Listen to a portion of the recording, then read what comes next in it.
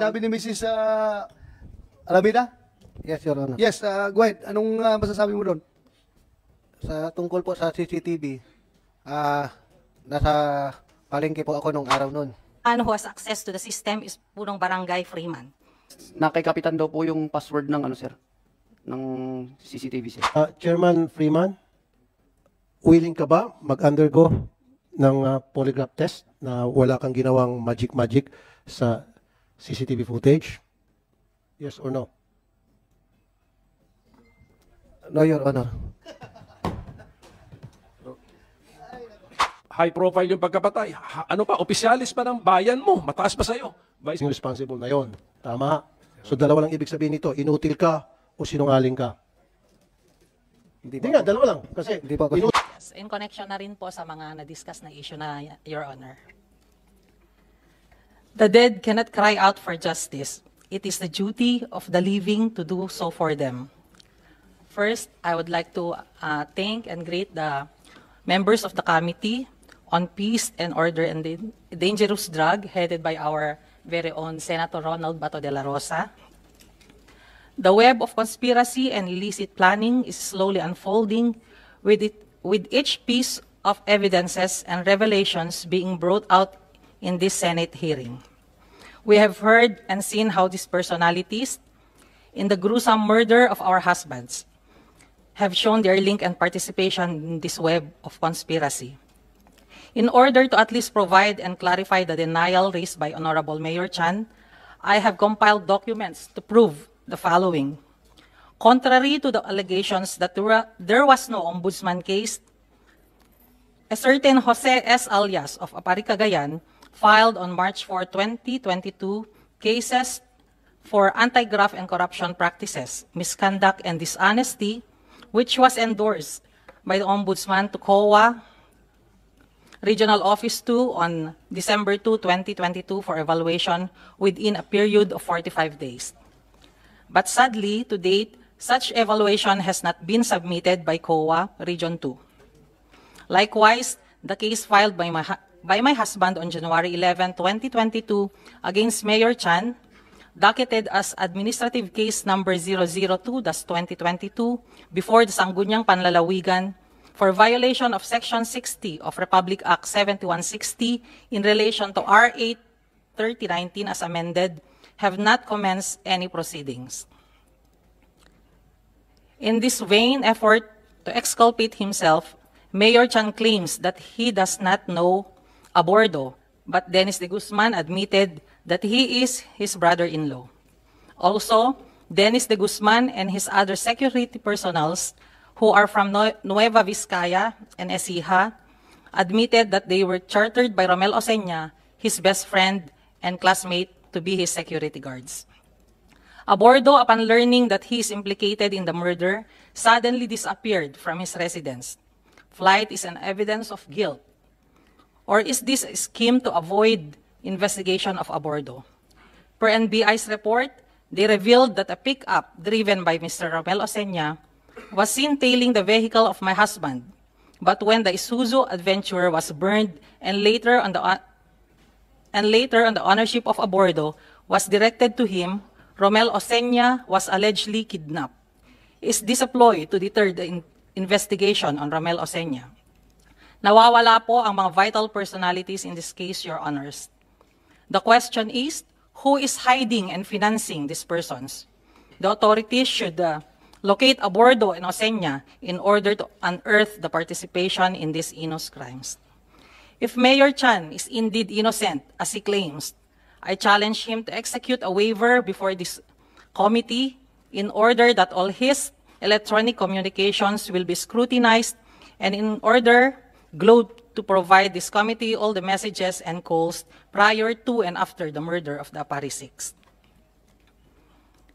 He must also voluntarily allow himself to undergo a lie detector test in order to confirm that he is very truthful in this investigation.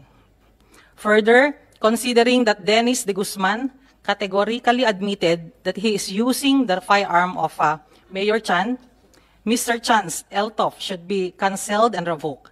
That is an express violation of the firearm law, for allowing the use of his firearm by another person other than himself. I also urge the authorities to look into the discovered cross matches of the bullets found on the shooting victims in Apari and Santa Teresita, Cagayan, and Nueva Ecija. The victims in Santa Teresita, Cagayan, Herbert Abinan, is still alive, and a CCTV footage of the crime scene, the assailant was spotted. This is a vital evidence that may lead to the resolution of this investigation. Pakiulit nga yung last mga few sentences mo. Hindi ko masyado nakuha. Pakiulit, ma'am. I also urge the authorities to look into the discovered cross matches of the bullets found on the shooting victims in Apari and Santa Teresita, Cagayan, and Nueva Ecija. The victim in Santa Teresita, Cagayan, Herbert Abinan, is still alive, and a CCTV footage of the crime scene, the assailant was spotted. This is a spotted, Your Honor. Nakita po siya doon sa CCTV mismo. Okay, thank you. Continue. This is vital evidence that may lead to the resolution of this investigation. I would also like to request the PNP to investigate on the involvement of Punong Barangay Brian Freeman of Centro 6, Apari, Cagayan, where we are currently residing, for the possible case of obstruction of justice. I can vividly recall that I asked the barangay secretary if the CCTV of our barangay is working at that time, and she said yes, and the only one who has access to the system is Punong Barangay Freeman. And the barangay Kagawad attested and filed a police blotter that the said CCTV of the barangay is working on the time of ambush of Apari 6. But when the PNP came to retrieve footages, Punong Barangay Freeman said the CCTV of the barangay is not already working and gave nothing to the PNP. Lastly, the drivers of the Apari MDRRMO vehicle who allegedly took away the firearms used in the murder of our husbands in the persons of Ayudan and Tapuro would also explain why they drove the said vehicle. I also heard that upon arriving in Manila, Ayudan was ordered to take a passenger bus in going home to Apari. Why would he be ordered to take a passenger bus when he is the driver of the MDRRMO vehicle? There really can be no justice. There can be no justice without truth. And there cannot be truth unless someone rises up to tell the truth. We seek justice for Vice Mayor Romel Alameda, justice for Abraham Ramos Jr., justice for Alexander de Los Angeles, justice for Alvin Abel, justice for John Dwayne Alameda, and justice for Ismael Nanay Sr. That's all, Your Honor. Thank you. Katsalian, andito si Mayor. I would like to acknowledge the presence of Senator Rafi Tolpo. Medyo minalas yung kuha natin. Bumaligtad yung ayaw na magpa-lie detector. Pinapadala ka pa ng lie detector test dito. Tapos ngayon, na-advise ng abogado, ayaw na. But Actually, nahulaan ko na yun, Mr. Chair. Talagang umuulan dito para hindi siya mapahiya. And then marami na akong ganong klaseng mga kaso na later on pag nandyan na atras. thank you for that, Senator Tolpo. We will take that up later. Si Barangay Kapitan. Yes, Kap. Narinig mo yung allegation kanina? Na sinabi ni Mrs. Alameda? Yes, Your Honor. Yes, go ahead. Anong masasabi mo doon? Sa tungkol po sa CCTV, nasa palengke po ako nung araw nun. Nagtitinda po ng karne ng baboy. Then tumawag po yung misis ko na may 2 pulis daw doon sa barangay hall para nire-review yung CCTV, Your Honor. Kaya umuwi po ako. Sinabi ko po sa kanila na tignan nila yung record po doon sa taas dahil nandun po sa taas ng cabinet yung kwan niya po, yung recorder niya. Hindi ko po yun hindi ko po sinabi na sira, kundi sinabi ko po sa mga pulis na kung ano po yung kailangan ninyo ay kunin nyo na po. Sabi ko sa kanila, 2 pulis po yung pumunta sa barangay hall ko po. Your Honor. PNP, may nakuha ba kayo doon sa CCTV ng barangay Sentro? Yung barangay ni Kapitan? May nakuha kayo? Bakit? Halika. Bali, wala po kaming nakuhang CCTV footage dun sa mismong barangay, sir. Kasi Why? sinabi, according sa mga pulis natin na pumunta, sir, Sira na daw po yung CCTV, sir. Sira. Yes, sir. Mayor, Kapitan, sira Opo, Your talaga? Honor, sira po yung monitor lang. Monitor lang. Pero nung kwan po, bumalik po sila, kumuha po sila ng monitor, yung mga pulis. Nung tapos na po, sabi po sa akin na hindi po daw updated yung date, time at yung year po. Kaya pumunta po sila sa kabilang barangay, same street po. Doon po yata sila nakakuha ng CCTV footage po sa barangay po nakatabi ko, Your Honor. Bakit hindi updated yung kwan mo? Hindi ko po alam, Your Honor. O sa PNP, walang dinelete doon? Na portion? Wala po, sir. Wala. Wala pong nakuha, Your Honor. Wala talaga nakuha. Yes, Your Honor. Sa Centro 7 na po kami nakakuha ng footage, Your Honor. Oh, bakit, Kapitan? Sa kabilang barangay, nakakuha sila. Doon sa barangay mo, hindi sila nakakuha. Ano nangyari sa CCTV mo? Yung nga po, Your Honor, sira daw po yung... Ano sira daw po? Yung date po, Ikaw ang kapitan, ikaw nagkakaalam kung sira o hindi. Sira, hindi. Yung yung CCTV mo. hindi po daw updated yung date saka yung year po, saka yung time. Hindi. Hindi po update. Hindi up to date. Oh. Pero wala talaga daw sila nakuha. Meaning, pag sinabi niyo wala nakuha, walang laman. Yes, Your Honor. Pero mayroon pong nagpa-blatter po yung may nagpa-blatter na dalawang barangay staff sa aming police station, sir, Your Honor. Na sila po yung naka-duty ng barangay na yun. Tapos, ang nasabi nila dito, sir, when, sir, aggana eta CCTV mi. Yun yung sabi nila, sir, na in which sa Tagalog, sir, opo, sir, gumagana po yung CCTV namin, sir. Oh, gumagana. Hindi, bakit wala kayo nakuha? Nung ang sabi nila, sir, na kay Kapitan daw po yung password ng ano, sir, ng CCTV, sir. Na kay Kapitan. Yes, sir. Kapitan. Mr. Chair, Yes. pwede masingit. Yes, Senator Tulfo, go ahead. I have so many experiences tulad sa ganitong kaso na kung saan kapag kailanganin na po yung CCTV footage, kailangan gamitin sa isang crime na may nangyari, nabubura. Kaya nga doon sa batas na pinapasa ko, kapag halimbawa tulad nito si Chairman Freeman, kailangan natin yung CCTV footage sa isang crime na makatulong mag-solve doon sa crime. Kakasuhan natin siya, makukulong siya. Yun yung pinopropose ko sa bill ko. Kasi very clear na binura nila yon. Yes. May lumapit sa kanya o sa kanila, inarbor yung yung laman ng CCTV at binura. Yun lang yun eh. Kasi sabi nila may laman daw, okay daw, di ba? Sabi nung nakausap ng pulis natin. And then pagdating kay chairman, burado na. So doon sa bill na pinafile ko, si chairman makukulong. Thank you. Thank you for that bill, Honor. Senator Tulfo. Your Honor. Yes, Senator Pimentel. Thank you, Your Honor. And I can testify, Your Honor, na gumagana talaga yung CCTV kasi si Kapitan po, pinaglagyan po niya ng CCTV mismo sa tapat ng gate namin. So nakikita kong gumagana yon. So ngayon po, nung nangyari po yung krimen na yon, nagsuspecha na po ako na intentionally talaga nilagay yung CCTV sa tapat ng aming gate para mamanmanan ang lahat ng galaw ni Vice. Tapat ng gate ninyo. Opo, Your Honor. Mr. Chair, pwede Yes, go ahead. Singit. Chairman Freeman, willing ka ba mag-undergo ng polygraph test na wala kang ginawang magic sa CCTV footage? Yes or no? No, Your Honor. Alam na this, sabi pang nila. Mag-file na lang po sa court. Ano po?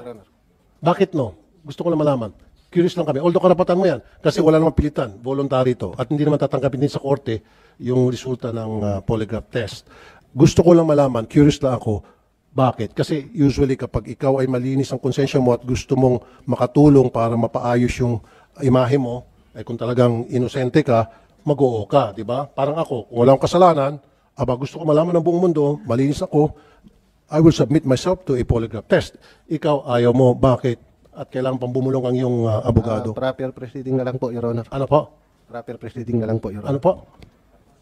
Proper Proper proceeding na lang po, Your Honor. proceeding? proper proceeding naman to. Senate hearing to. Ano ba ibig mo sabihin? This is an improper proceeding? Sa proper proceeding ka na lang? Ayan na. Sa court lang po, pwede mag-determine ng guilt ko po. Hindi, kasi Chairman, yeah, I know. Sabi ko sa kanina, voluntary ito. At yung resulta ng polygraph test, hindi tinatanggap sa korte. Nagets mo? Now, kung gusto mo maklear yung pangalan mo, makatulong itong polygraph test. This will clear you kung talagang inosente ka. Kasi dun sa polygraph test, malalaman kung ikaw ay nagsisinungaling o hindi.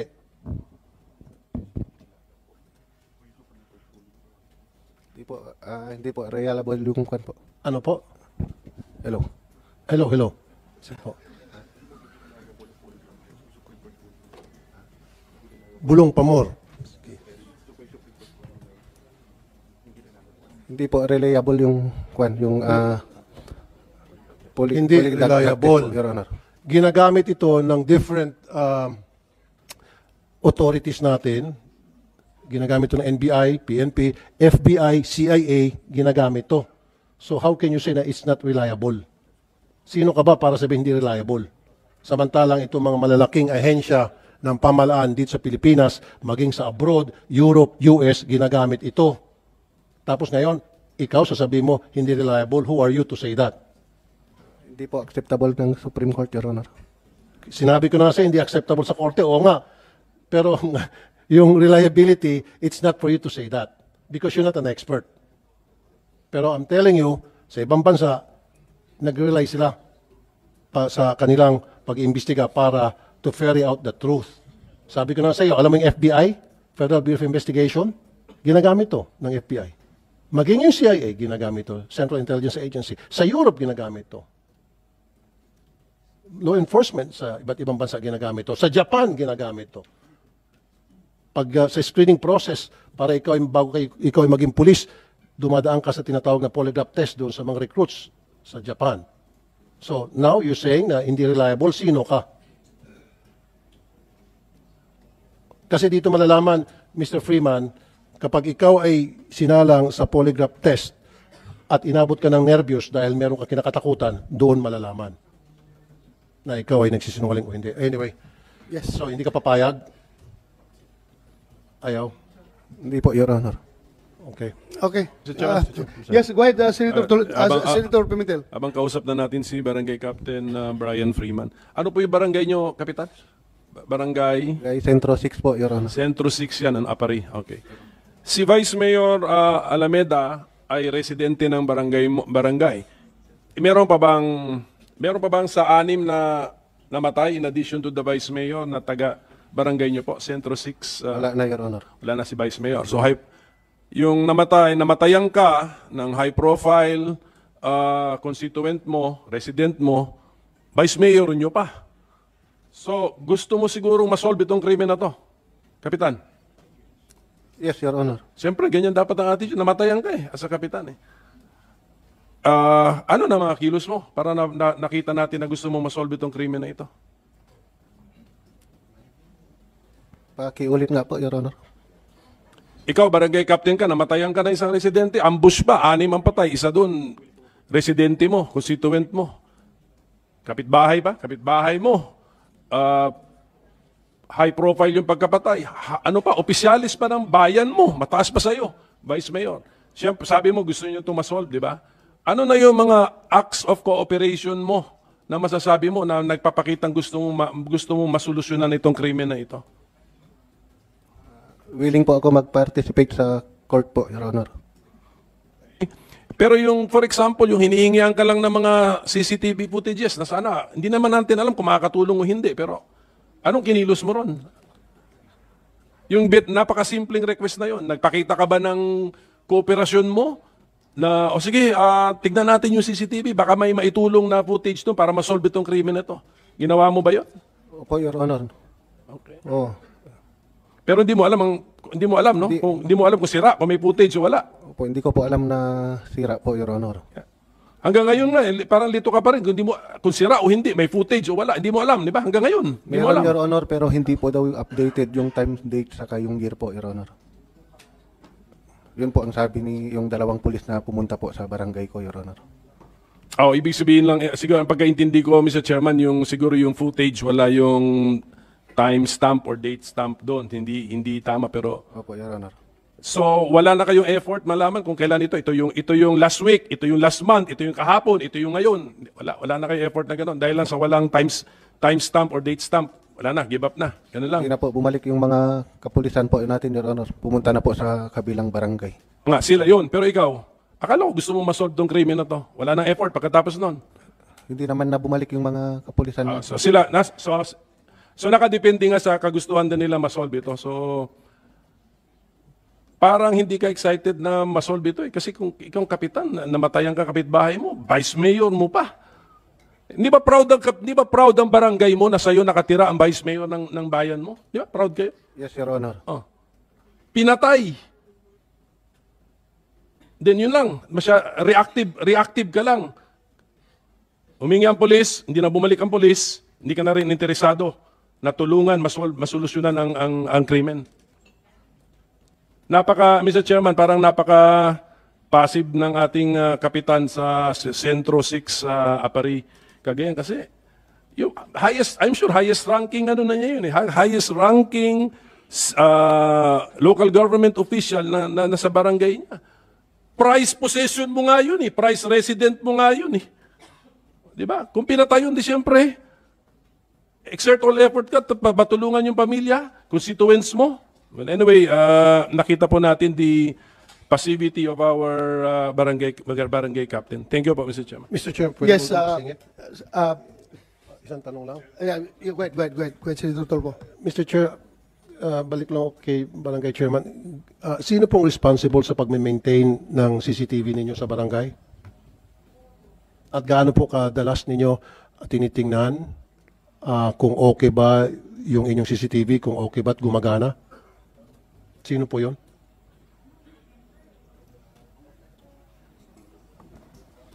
Pag may nagpapa-review po yung CCTV. Hindi sir, yung tanong ko lang sagutin nyo. Sino po yung taong responsable sa pag-maintain ng CCTV para siguraduhin na maayos ang andar noon, na hindi sira, na hindi pumapalya? Sino yun?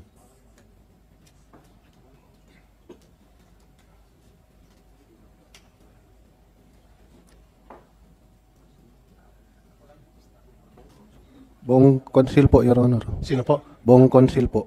Hindi, isang tao lang po yun. Hindi naman pwede lahat kayo, 10. Tapos lahat kayo nag-maintain ng camera. Niloloko mo naman kami.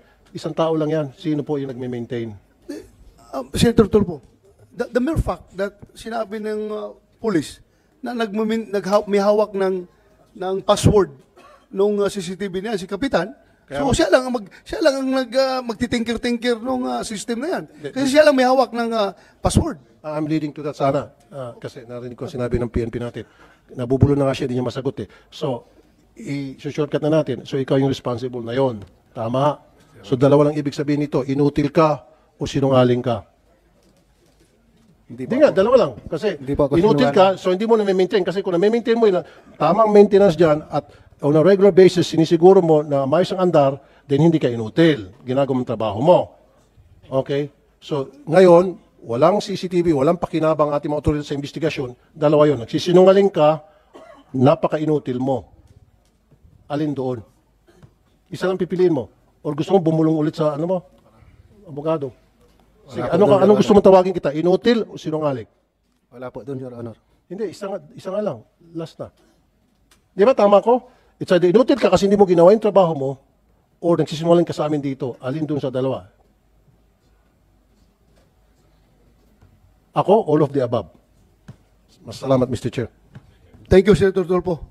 Senator Win Gatchalan, you have the floor, Your Honor. Mr. Chair, thank you very much for the opportunity. Una-una sa lahat po, nakikiramay po kami sa may bahay ni Vice Mayor Alameda at sa anim pong kasama po ni Vice Mayor na nasawi nung nangyari po itong insidente.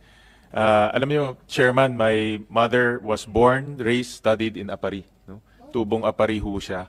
At kaya ho nung nangyari itong insidente ito, nagulat po yung buong mother side ho namin dahil ang alam ko at alam ho ng aming pamilya, tahimik po ang APARI. No? It's a very quiet. In fact, it's very progressive. Nung pumunta ho ako doon, tuloy-tuloy po ang pag-unlad ng APARI. At on the way na to become a city one day. No? So, but hindi ho unlad ng isang lugar kung hindi ho tahimik. No? Kaya ho kilala ang APARI bilang isang tahimik na lugar. Kaya